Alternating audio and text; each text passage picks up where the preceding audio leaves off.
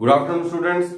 So, in the last lecture, what we have done the rocket propulsion, derivation of the rocket propulsion, that is your velocity. So, in this lecture today, we are going to discuss some numerical base that we have done, the formula. So, we have done the impulse formula F into T, and then pulley system we have done, lift, apparent weight of a person in a lift or elevator we have done. And law of conservation of angular momentum is also we have done. So what kind of numerical that is being asked by the examiner based on these topics that we are going to discuss today. So first is the numerical is firstly write the statement and then we will solve the numerical. So first is calculate the impulse of an average force of 2 Newton acting on a body for the time interval of 10 millisecond. Also find the change in momentum of the body. It means calculate the impulse and change in momentum. मतलब दो चीज आपको find out करनी है, एक तो impulse और change in momentum. तो पहले गिवन क्या है? Average force. फोर्स की वैल्यू स्टूडेंट कितनी है आपकी? जो फोर्स है इसकी वैल्यू आपकी कितनी है? गिवन है वो है आपकी 2 न्यूटन. फोर्स आपका कितना है? आपका 2 न्यूटन. ये फोर्स की वैल्यू है. और आपकी टाइम की वैल्यू कितनी दे रखी है? वो दे रखी है 10 मिली सेकेंड. मतलब 1 मिली सेकेंड में आपके जो है वो 10 की पावर -3. तो ये कितना हो गया? 10 इंटू 10 की पावर -3. इसका मतलब 10 की पावर -2 सेकेंड. क्लियर? ये टी की वैल्यू है आपकी. ठीक है. अब आपका इंपल्स का फॉर्मूला, इंपल्स किससे डिनोट करते हैं हम? जे से. ये फॉर्मूला, ये वेक्टर क्वांटिटी होती है. ये फॉर्मूला फोर्स इंटू टाइम. अब हमें सिंपल वैल्यू मैग्नीट्यूड निकालने, वैल्यू रख दीजिए इसमें. जो आपका फोर्स 2 इंटू 10 की पावर -2. फोर्स कितना था? 2 न्यूटन. 10 की पावर -2 यानी न्यूटन इंटू सेकेंड. ये किसकी वैल्यू आ गई? इंपल्स की. तो जो आपकी फाइनल वैल्यू है इंपल्स की, ये फाइनल वैल्यू इंपल्स की क्या हो गई आपकी? J इक्वल टू 2 इंटू 10 की पावर -2 न्यूटन इंटू सेकेंड. अब दूसरा होता है चेंज इन मोमेंटम. आपको पता है इंपल्स और ही चेंज इन मोमेंटम होता है. तो चेंज इन मोमेंटम, ठीक है. ये भी आपका कितना हो गया? ये आपका होगा 2 इंटू 10 की पावर -2. ठीक है. Momentum, change in momentum. अब चेंज इन मोमेंटम की एसआई यूनिट क्या होती है? किलोग्राम मीटर पर सेकेंड. तो मतलब ये डिफरेंस है आपका इंपल्स में और आपका चेंज इन मोमेंटम में. Clear student? उसके बाद नेक्स्ट मैंने एक न्यूमेरिकल लिखा आपका. नेक्स्ट न्यूमेरिकल में आपका जो क्वेश्चन है, आप सबसे पहले क्वेश्चन को ध्यान से पढ़िए. A bomb of mass, this is your question. A bomb of mass 5 kg explodes in 2 equal filaments. At what angle these filaments fly apart? मतलब एक बॉम्ब है तो 2 फिलामेंट में आपका टूट गया, तो कितने एंगल पर वो आपका गया होगा, तो वो हमें फाइंड आउट करना. तो इसमें लॉ ऑफ कंजर्वेशन ऑफ आपका लीनियर मोमेंटम लगेगा. इसमें law of conservation of linear momentum. तो सबसे पहले हमें पता है m1 u1 plus m2 u2 equal to m1 v1 plus m2 v2. ये आपका लॉ ऑफ कंजर्वेशन. देखिए सबसे पहले तो आप गिवन थिंग्स क्या है वो चीज लिख लीजिए जो न्यूमेरिकल में गिवन है. मास कितना है आपका? 5 kg. मास कितना है आपका? 5 kg. Explode into 2 equal filaments. At what angle this filament fly. मतलब कुछ भी नहीं दे रखा. इसका मतलब जो आपका u है वो कितना है? 0. तो इनिशियल मोमेंटम निकाल लेते हैं. इनिशियल मोमेंटम जो p1 है वो कितना होगा? m into u. मतलब जो p1 है इसकी वैल्यू कितनी आ गई? 0. और जो फाइनल मोमेंटम है वो कितना होगा? m1 v1 plus m2 v2. जो p2 है वो कितना होगा आपका? m1 v1 plus m2 v2. ठीक है. हमें ना तो v1 दिए ना v2 दिए आपको. ठीक है. कुछ भी नहीं दिया हमें. तो हम उसको क्या करेंगे स्टूडेंट? फाइंड आउट करेंगे. ठीक है. उसको हम क्या करेंगे? Find out.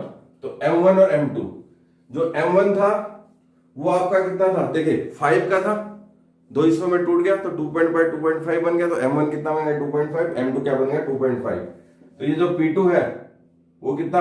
2.5 of v1 plus 2.5 of v2. ठीक है. अब हमारा क्या होगा? P1 should be equal to P2.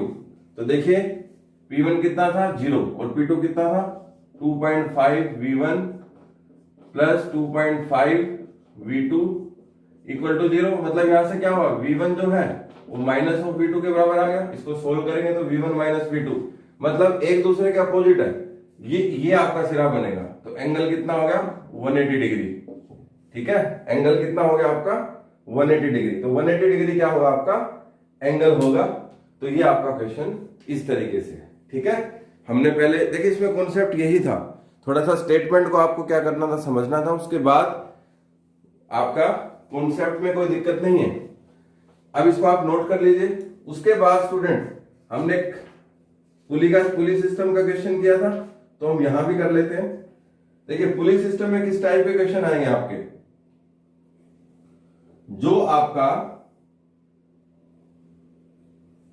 Question है वो क्वेश्चन कुछ इस तरीके से है आपका। ये तो आपने नोट कर लिया होगा। एक पुली सिस्टम है, ठीक है, एक क्या है पुली सिस्टम। उस पुली सिस्टम में आपके ये आपका पुली सिस्टम है और ये आपकी पुली है। ठीक है,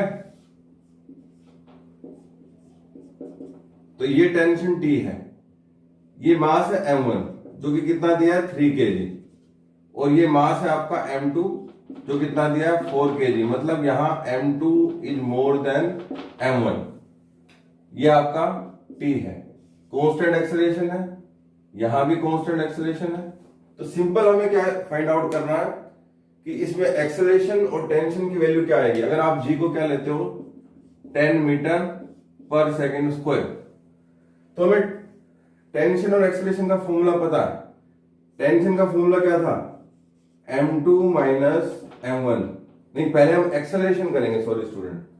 एक्सेलरेशन का फॉर्मूला क्या था आपका, acceleration equal to M2 minus M1 upon M1 plus M2 into G। तो यहां पे वैल्यू रखी, ये कितना का 4 minus 3 upon 4 plus 3 into G। तो अब इसे कैलकुलेट कर दीजिए 1 अपॉन 7। तो A की वैल्यू कितनी आ गई 1 अपॉन 7, ये 4 माइनस 3 1, 4 प्लस 3 7 इंटू 10। तो A की वैल्यू करीबन 10/7 मीटर पर सेकेंड स्क्वायर।